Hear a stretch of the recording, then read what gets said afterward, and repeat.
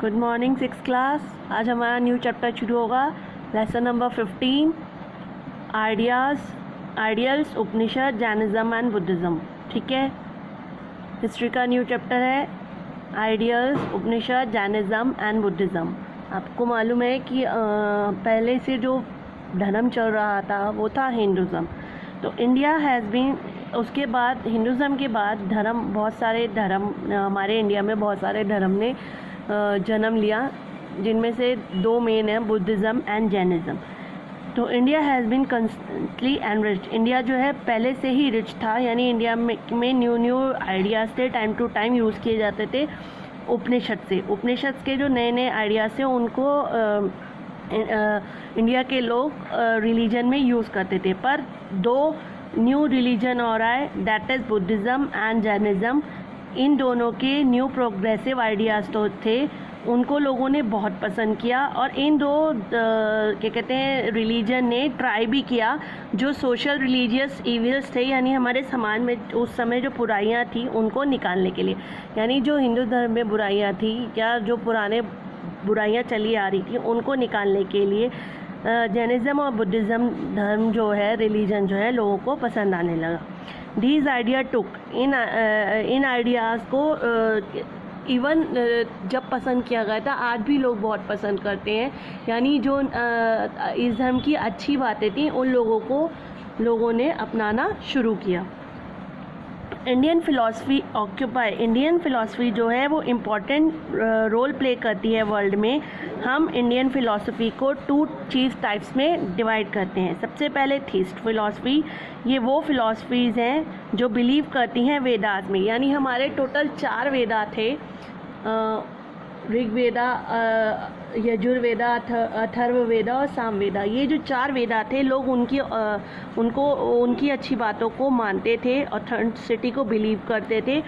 वेदास और उपनिषद जो है उसके अंदर बहुत सारी नंबर ऑफ फिलॉसफी हैं, ऑफ विच द वेदांता, उसमें से वेदांता जो है वो मोस्ट है। आदिवेदा वेदांता जो है उसको उसको स्टार्ट किया है, लिखा है शंकराचार्य जी ने, जो मोस्ट इम्पॉर्टेंट फिलॉसफी है उस समय की इन दिस कैटेगरीज में। यानी आदिवेदा वेदांता जो शंकराचार्य ने फिलॉसफी लिखी वो उस समय की मोस्ट इम्पॉर्टेंट है। अब है एथेइस्ट फिलॉसफर्स, ये वो फिलॉसफर्स थे जिनको बिलीव नहीं था वेदास पर। देयर आर 6 ऑफ देम, ये 6 ऑफ देम हैं जो 2 मोस्ट इम्पॉर्टेंट फिलॉसफर्स हैं। उनमें से वो है एक तो जैनिज्म, एक नंबर 2 बुद्धिज्म। उनको वेदास पर बिलीव नहीं था। अब आता है राइज ऑफ बुद्धिज़्म और जैनिज्म। बुद्धिज़्म और जैनिज्म धर्म रिलीजन कैसे स्टार्ट हुआ? लेटर वैदिक एज में रिलीजन जो है और सोशल लाइफ जो है बहुत डोमिनेटिंग हो गई थी। ब्राह्मण्स ने पब्लिक को बहुत एक तरह से परेशान कर रखा था, जिसकी वजह से कॉमन पब्लिक नाराज़ थी, या कॉमन पब्लिक को ये वेदास और उपनिषद समझ नहीं आया था, तो उन्होंने 2 न्यू रिलीजन्स को अपनाना स्टार्ट कर दिया। पर मेन वजह क्या थी, द रीजंस क्या थी कि ये 2 न्यू रिलीजन्स का जन्म हुआ, बर्थ हुआ? सबसे पहले ब्राह्मण्स जो हैं वो उन्होंने लोगों की लाइफ को बहुत कॉम्प्लिकेटेड कर दिया था। जो उनके रिचुअल्स थे, रीति रिवाज थे, वो बहुत ही एक्सपेंसिव थे, यानी किसी का जन्म या मरण उसमें बहुत ही ज़्यादा खर्चा होता था पूरी ज़िंदगी, तो आउट ऑफ ये कॉमन पब्लिक की रीच से बाहर था। उसके बाद है रिजिड कास्ट सिस्टम, जो ये कास्ट के नाम पे कि पहले ब्राह्मण्स, फिर वैरियर्स, उसके बाद में ट्रेडर्स और सबसे लास्ट में शूद्रास। और शूद्रास के साथ में बहुत ही बुरा व्यवहार किया जाता था। ये सबसे परेशान होकर जो छोटी कास्ट के लोग हैं या कास्ट सिस्टम नहीं मानना चाहते थे, उन लोगों ने जैनिज्म, बुद्धिज्म को धर्म को अपनाना शुरू कर दिया। थर्ड कारण, ब्राह्मण्स जो हैं वो रिलीजियन सेरेमनीज केवल वो ही कर सकते थे, यानी रिलीजियस सेरेमनीज जो है धर्म के नाम पर जो सेरेमनीज होती नहीं, वो केवल यही कर सकते थे, और उसका ये पूरा फ़ायदा उठाते थे अपनी पोजीशन का, और लोगों को धर्म के नाम पर बहुत लूटपाट मचा रखी थी। नंबर 4, वैदिक टेक्स्ट जो है सबसे पहले वो रिटन लिखी है संस्कृत में, जो कॉमन पब्लिक को समझ नहीं आता था, उनके लिए उन्हें ब्राह्मण्स की हेल्प लेनी पड़ती थी। दूसरा इसी वजह से जनरल मतलब पीपल जो हैं उनको न्यू आइडियाज़ जो हैं बुद्धिज़्म और जैनिज़्म के पसंद आने लगे, तो उन्होंने उस पुराने धर्म को छोड़कर न्यू रिलीजन को अपनाना शुरू कर दिया। अब सबसे पहले आता है बुद्धिज़्म। बुद्ध धर्म को किसने स्टार्ट किया? Gautam Buddha was the founder of Buddhism, यानी गौतम बुद्ध जो है उन्होंने बुद्धिज़्म रिलीजन को स्टार्ट किया। उनका रियल नेम जो था सिद्धार्थ था। गौतम बुद्ध का रियल नेम सिद्धार्थ था। ही वॉज बोर्न, जब वो उनका जन्म हुआ था 563 BC में, बिफोर कॉमन एरा। जो ही वॉज अ सन, वो बेटे थे शाक्य किंग के एट लुम्बिनी में शाक्य किंग के बेटे थे, जो आज नेपाल में आता है। नाउ इन नेपाल, लुम्बिनी जो नेपाल में आता है, जो कभी पहले इंडिया का ही पूरा हिस्सा हुआ करता था। ही लिव्ड, उन्होंने अपनी सारी लाइफ लग्जरी में बिताई। उनका सारा राजा के बेटे थे, राजकुमार थे, उनको कुछ भी प्रॉब्लम का सामना नहीं करना पड़ा। उन्होंने सारी लाइफ अपनी आराम से बिताई। ही लेफ्ट, पर ट्रू नॉलेज की खोज में ही लेफ्ट हिज प्लेस, उसने अपना पैलेस, अपना महल छोड़ दिया। ठीक है। एक और घटना भी है, जब ये few days after Gautam Buddha Siddharth birth, कुछ दिन पहले जब सिद्धार्थ का जन्म हुआ, सिद्धार्थ के कुछ दिन के बाद एक ओल्ड मैन ने प्रेडिक्शन दी, मतलब भविष्यवाणी की कि वो एक ग्रेट किंग बनेगा या एक अच्छा साधु बनेगा और पूरे वर्ल्ड को चेंज कर देगा। यानी वो अपने घर को छोड़ छाड़ के एक बहुत बड़ा साधु बनेगा। इसीलिए उसके पापा ने एक तरह से पहला लगा दिया कि कोई महल से बाहर नहीं जा सकता उसको, और कोई दुख देखने को ना मिले। वन डे, एक दिन सिद्धार्थ ने पर बहुत 3 बातें ऐसी हुई सिद्धार्थ में जो उसने उसकी लाइफ को चेंज कर दिया।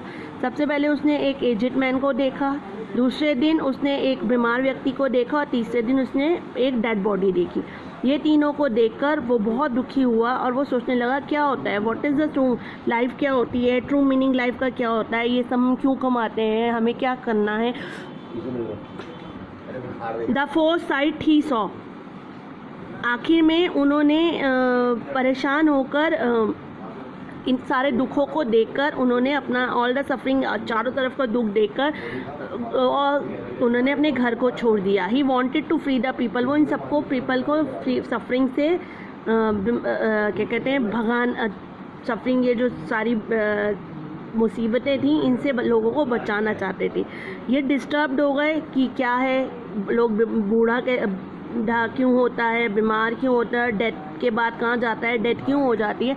इसीलिए इन सब से परेशान होकर ही एक दिन इन्होंने ही स्लिप्ड अवे, अपने घर से निकल गए, अपने महल से निकल गए रात को, लिविंग बिहाइंड, अपने वाइफ को छोड़कर और अपने छोटे से बेटे को छोड़कर ये अपने महल से चले गए। जब ये महल से छोड़कर गए, ही वॉज 29 ईयर्स ओल्ड, ये केवल 29 ईयर्स के थे। ही फर्स्ट वेंट टू राजगृह, ये सबसे पहले पहुँचे राजगृह जो कैपिटल थी मगध की, एंड सॉट द कंपनी, ये बहुत समय तक गुरुज के पास है, बट वहाँ पर भी ये सेटिस्फाई नहीं हुए। उसके बाद अंडरस्टूड, ये जब इधर से उधर 6 साल तक ये घूमते रहे, पर उनको इन क्वेश्चंस का आंसर नहीं मिला। वन नाइट, एक दिन, एट द एज ऑफ 35, जब ये 35 साल के थे, आफ्टर सिटिंग, ये एक पेड़ के नीचे बैठे थे फॉर डेज कंटिन्यूसली, बहुत दिनों से ये मेडिटेशन कर रहे थे, भगवान को ध्यान कर रहे थे। तो इनको ट्रू नॉलेज मिली, एनलाइटमेंट, मतलब इनको ज्ञान मिला ऑन हिम, उसके पेड़ के नीचे ही केम को, और वहाँ पर ये कहलाए बुद्धा यानी बुद्धिमान व्यक्ति। ही came to be called the Buddha. जिस ट्री के नीचे इनको नॉलेज मिली थी वो कहलाया बोधि ट्री, यानी पीपल जिस पीपल पेड़ के नीचे इनको नॉलेज मिली वो कहलाया बोधि ट्री। और बोधि ट्री कहाँ पर सिचुएटेड है? At Mahabodhi temple in Bodhgaya, Bihar में बोधगया यानी बिहार में बोधगया में महाबोधि टेम्पल है, जहाँ पर उसके पीपल बोधि ट्री के नीचे इनको नॉलेज मिली। ठीक है। फ्रॉम गया से बुद्धा पहुँचे सारनाथ, जहाँ पे इन्होंने अपना फर्स्ट सर्मन, अपना फर्स्ट उपदेश दिया डियर पार्क में, सारनाथ में। इनको धर्म चक्रा प्रभुनाथ भी कहते हैं, यानी उन्होंने बुद्धा ने अपनी पूरी लाइफ स्पेंड करी, इधर से उधर ट्रैवलिंग करते थे, लोगों को मीटिंग करते थे और मैसेज देते थे लव और पीस का। He taught in a language, इनकी जो लैंग्वेज है थी वो संस्कृत नहीं, इनकी कॉमन लैंग्वेज थी परक्रीट लैंग्वेज थी जो लोगों को समझ में आती थी। इसीलिए लोगों ने इनकी टीचिंग्स को सुनना शुरू किया। धीरे धीरे इनकी टीचिंग्स जो है बहुत दूर दूर तक फैलने लगी और बुद्धिज़्म स्प्रेड हो गया पूरे, मतलब बुद्ध धर्म पूरे लार्ज एरिया, यानी कि लार्ज फॉलोइंग किंगडम जैसे कि मगध और कोसला। इनके खुद के पापा, उनका बेटा, इनकी वाइफ, वे भी इनके फॉलोअर्स हो गए, शिष्य बनकर उस धर्म को अपनाने लगे। विद टाइम के साथ ही Buddha became an international religion. Buddha जो एक इंटरनेशनल रिलीजन बन गया। तो दूर दूर तक फैला है, खाली इंडिया में नहीं, पूरी वर्ल्ड में बहुत से लोग बुद्ध धर्म को मानते हैं, जैसे कि Sri Lanka, Bhutan, Myanmar, Thailand, China, Cambodia, Japan, Korea and south east Asian country हैं जहाँ पर बुद्धिज़्म रिलीजन लोग मानते हैं। बुद्धा की डाइट हुई एज ऑफ 18 ईयर्स और खुशीनगर। ही आज इन्होंने अपने फॉलोअर्स को कहा टू लुक फॉर अनदर गुरु। आपको अनदर गुरु की ज़रूरत नहीं है, बल्कि अपने आप को ही देखो, अपने आप से सीखो, अपने आप अच्छी बातों को अपनाओ, तो आपको किसी गुरु की ज़रूरत नहीं है। ठीक है, आज के लिए इतना ही। नेक्स्ट क्लास में फिर मैं आपको आगे इसकी टीचिंग्स पढ़ाऊँगी। Okay, have a nice day.